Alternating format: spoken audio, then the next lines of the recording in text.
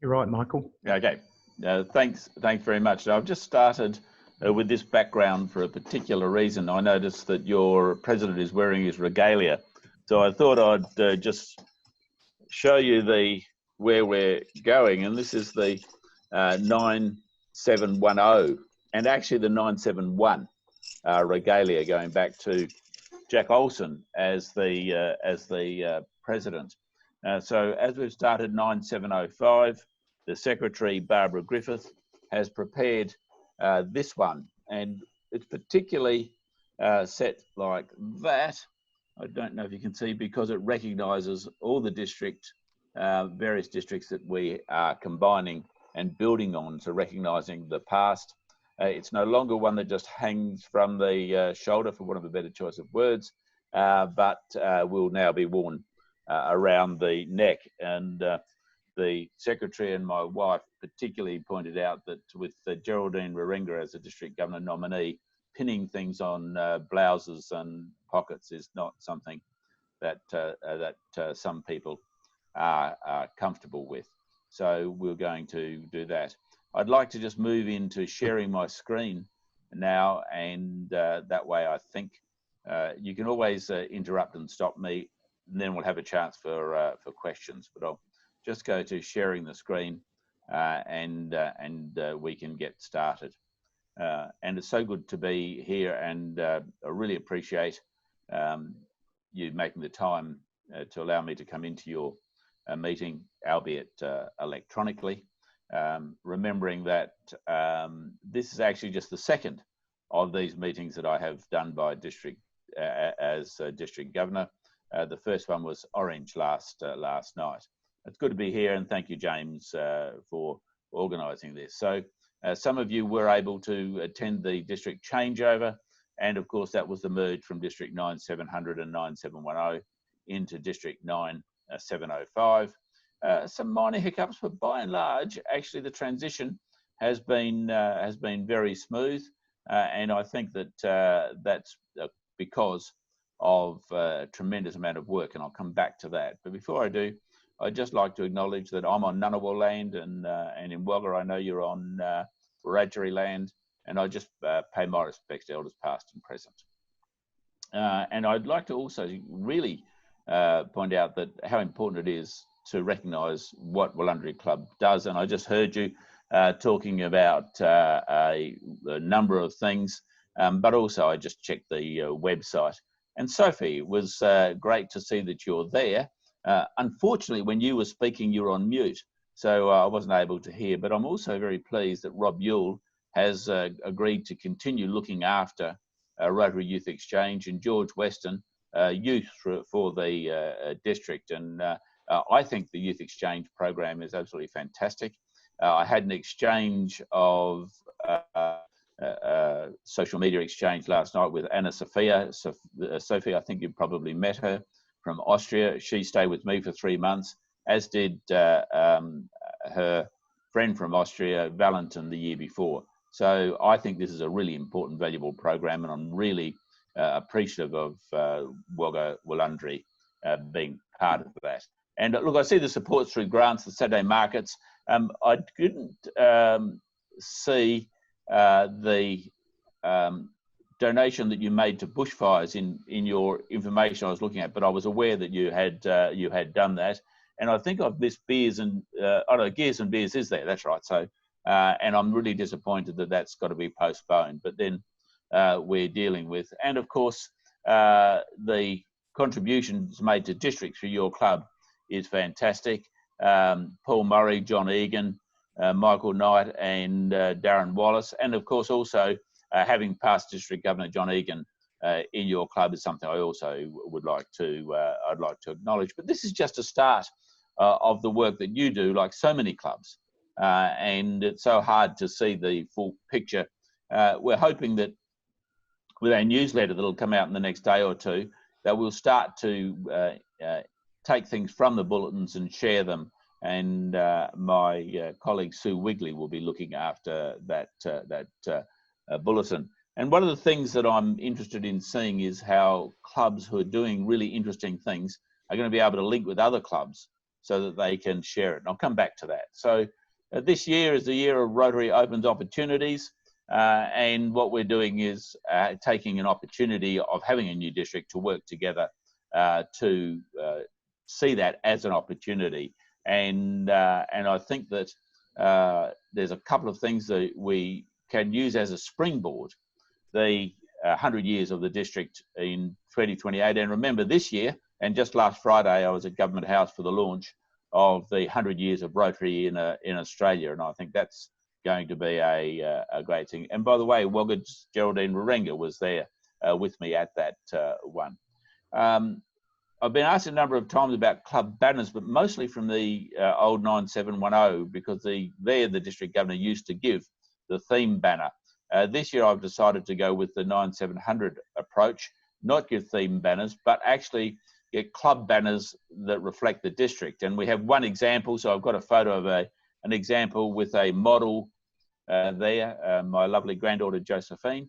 And so yours will have Wagga Wollundry and its establishment date and so forth. And we hope to get that to you in the next couple of weeks. Look, I want to say thank you to the transition team. The leadership of Steve Hill and George Weston was fantastic, but there were many others involved in many ways, looking at structure, finance, club development, all of these issues that were done, so that when I took over a couple of weeks ago, then basically a huge amount of work had already been done. And in looking at it and my time as district governor-elect, I see so many things that are happening across the district. Peace poles, youth exchange, safe driving, shelter box, clean water and sanitation, international education, polio plus.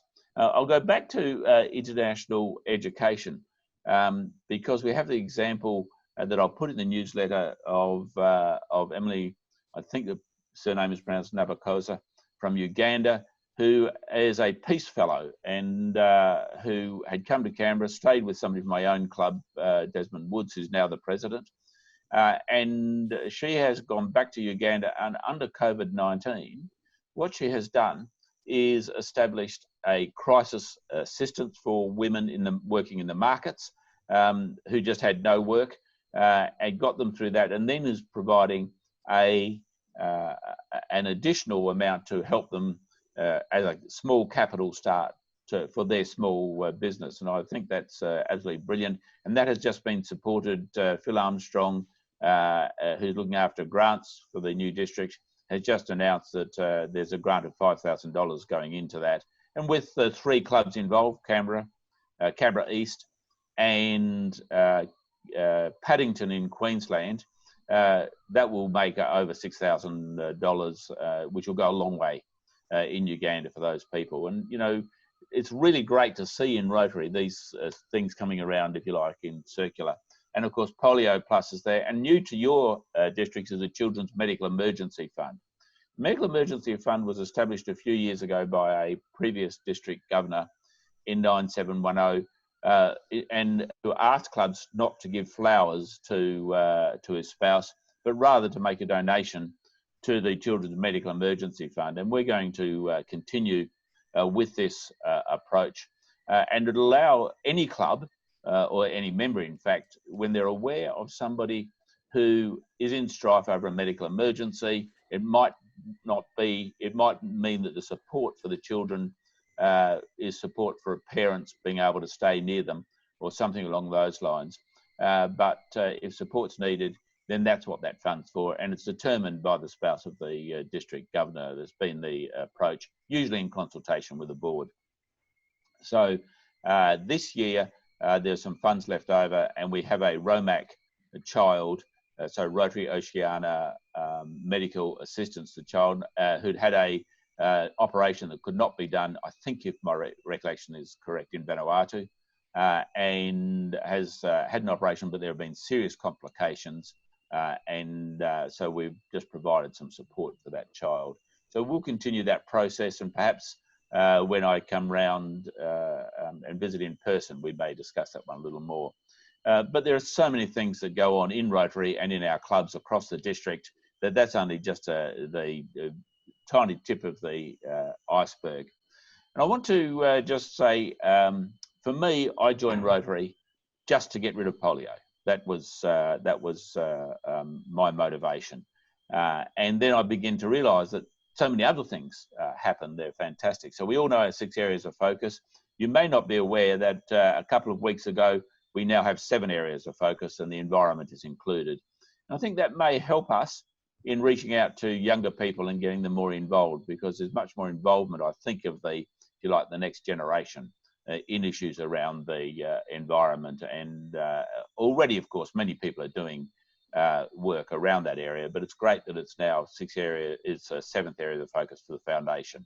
And the foundation is, after all, what underpins all this work that we do. And it's worth pointing out that this year, our new incoming international president, Holger, Knaack and Susanne, have asked us to do 4 things of every club. And the first is to look and examine new and innovative club models. Well, here we are, half the meetings on Zoom, well, maybe a quarter of the meetings on Zoom, and the rest is face-to-face. So already you're being innovative. Let's keep thinking in innovative terms. And each club that he's asked to do a strategic review each year, just 1 meeting.